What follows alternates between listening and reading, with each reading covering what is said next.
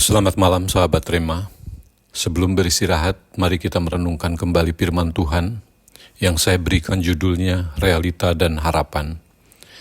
Nats terambil dari Filipi 3 ayat 10 yang berkata, "Yang ku kehendaki ialah mengenal Dia dan kuasa kebangkitannya dan persekutuan dalam penderitaannya, di mana aku menjadi serupa dengan Dia dalam kematiannya."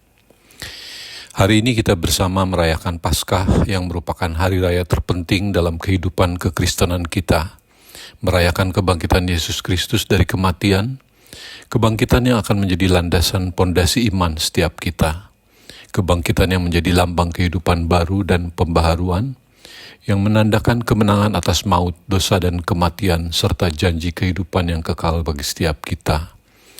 Paskah seyogianya memberikan pemahaman yang dalam dan kuat, bukan sekedar perayaan, tetapi dapat menyerukan akan refleksi hidup, proses untuk merenungkan, mengevaluasi, dan memeriksa diri, agar senantiasa mengerti akan tujuan hidup yang baru, yang berpengharapan. Paskah mengingatkan setiap kita tentang ketahanan hidup, harapan yang abadi, dan janji kekekalan. Makna inilah yang seharusnya menjadi kepercayaan kepada Yesus Kristus sebagai Tuhan dan Juru Selamat, serta pengakuan bahwa Dia adalah jalan dan kebenaran dan hidup.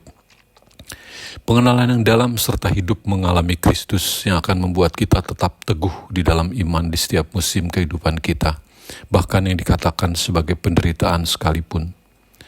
Berkaca dari seorang hamba Tuhan, pendeta pendiri gereja Presbyterian di Amerika bernama Timothy Keller.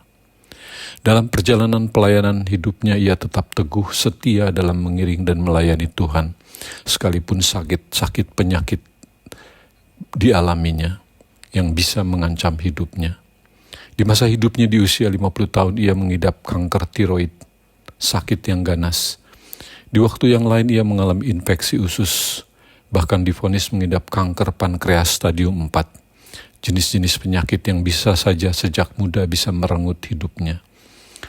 Ia terus berkarya dan melayani Tuhan dengan setia serta menjadi berkat bagi banyak orang, menjadi pemberita Injil, terus menulis sampai 31 buku yang sudah diterjemahkan dalam 29 bahasa, yang diantaranya berjudul The Reason for God, The Prodigal God, The Meaning of Merit, dan yang lainnya.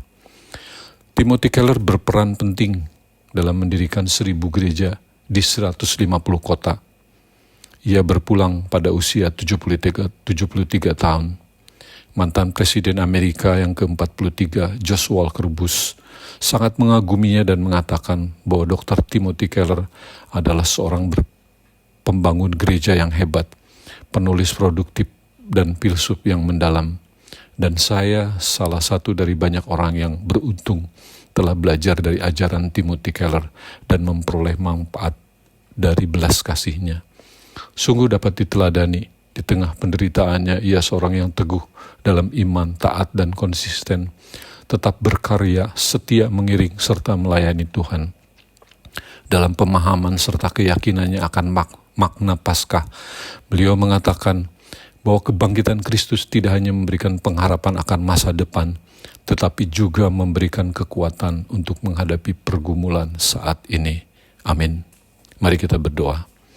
Terima kasih Tuhan, Engkau sudah mati di kayu salib untuk kami dan bangkit, membuat kami hidup dalam janji dan pengharapan yang kekal dan abadi.